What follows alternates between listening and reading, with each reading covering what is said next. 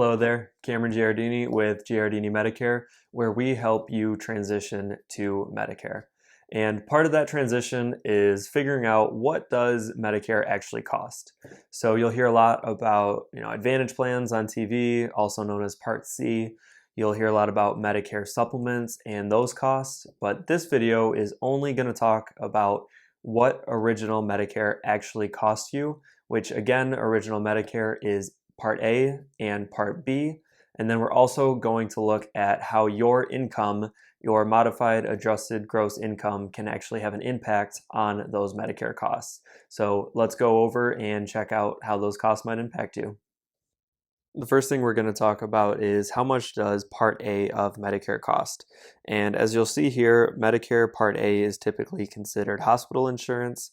I always say A is just accommodations, so this is more of your room and board coverage for if you're hospitalized. But with that being said, the actual cost of Part A for most people on Medicare is going to be no charge. So it's typically called premium-free Part A, as you can also see. And this is the definition on Medicare.gov, so you can see how they phrase it. But basically, as long as you or your spouse have paid Medicare taxes for a certain amount of time, you will not have to pay any premium for your Part A of Medicare. And the certain amount of time they are talking about is 40 quarters or 10 years worth of paying those taxes. And again, it is either yourself or your spouse. Now let's talk about the other part of Original Medicare, which is Medicare Part B.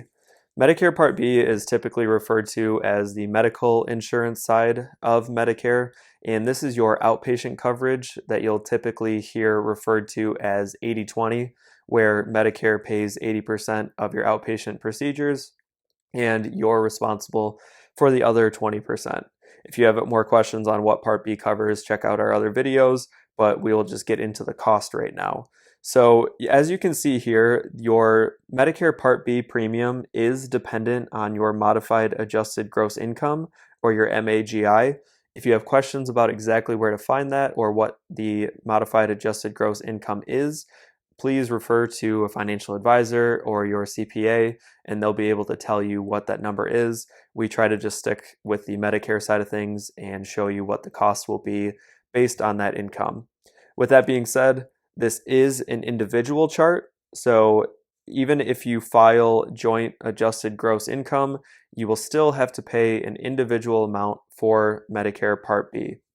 So a majority of people on Medicare will fall in the modified adjusted gross income, where for an individual it's less than 87,000, and for a married couple it's less than 174,000. And if you are in that category with a majority of beneficiaries, you will pay $144.60 per month for your Part B individually. So a husband and wife will pay $144.60 each per month if their modified adjusted gross is below that minimum threshold.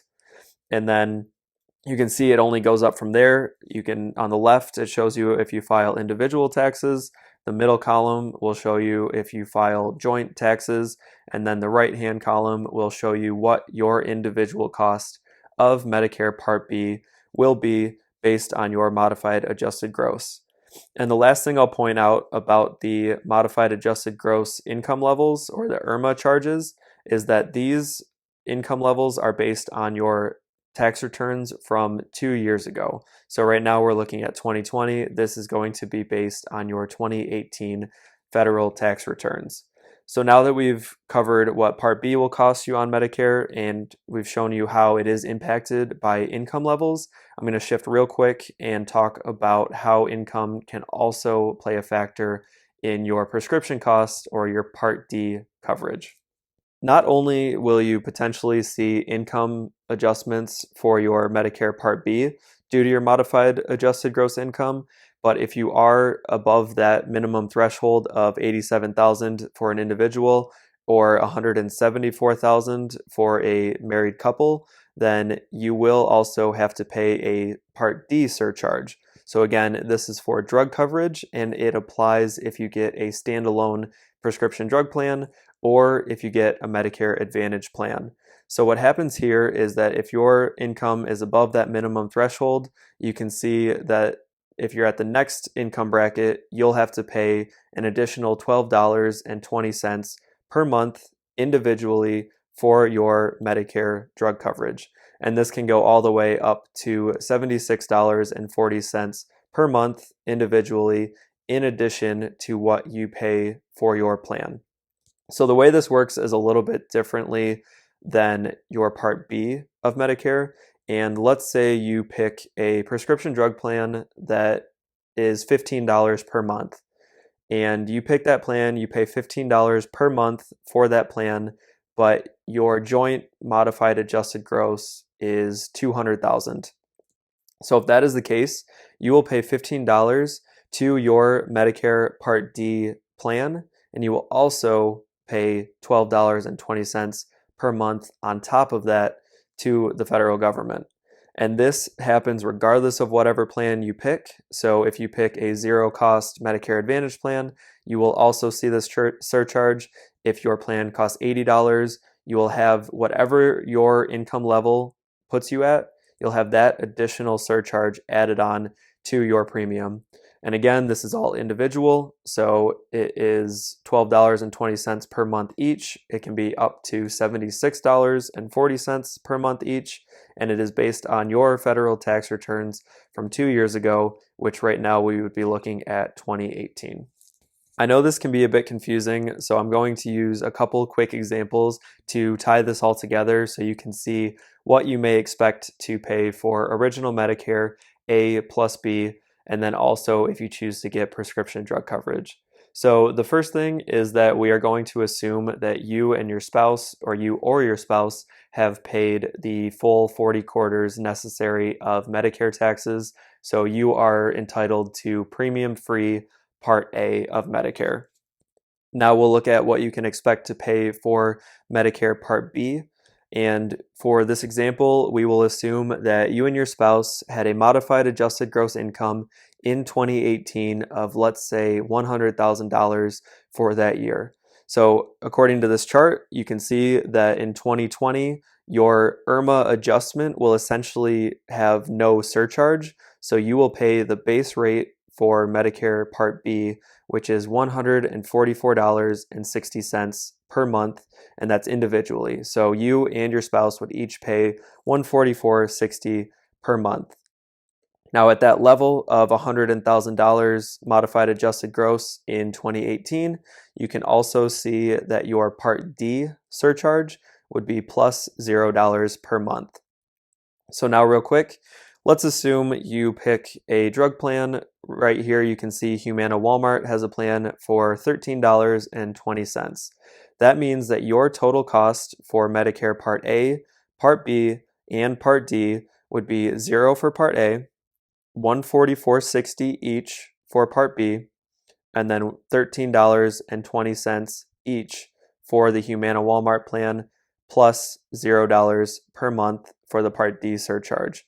So essentially, you are paying $144.60 per month plus $13.20 per month to have the minimum coverage of original Medicare plus drug coverage. Now let's use a different example and assume that as a married couple, your modified adjusted gross income was $300,000 in 2018, and now we're looking at what your Medicare costs would be in 2020. So again, we will go with the assumption that Medicare Part A is premium free for you, so that does not cost you anything per month. However, you can see on the Part B chart here that at a $300,000 adjusted gross income for 2018, you would be paying $376 per month each for Medicare Part B.